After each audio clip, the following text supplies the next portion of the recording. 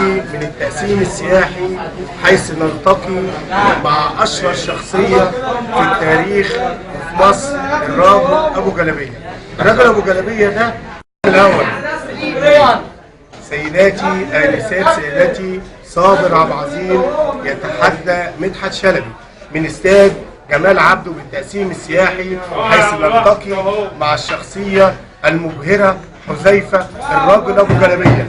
شعورك إيه وأنت ماسك الجلابية؟ ايه السبب؟ ان انا انزل اسلم على اللعيبه. هو ده السبب؟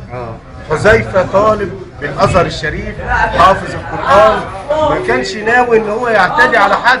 طب انت شعورك اما نزلت وسط اللعيبه؟ الطلب دوت كنت نفسي يتحقق من زمان. وهي كانت فرصه. يعني انت ما اذيتش حد هناك؟ لا، انا نزلت باحترام ورجعت باحترام. في نهايه حديثي تحب تسمع ايه؟ اغنيه لمصر. يا حبيبتي يا مصر يا مصر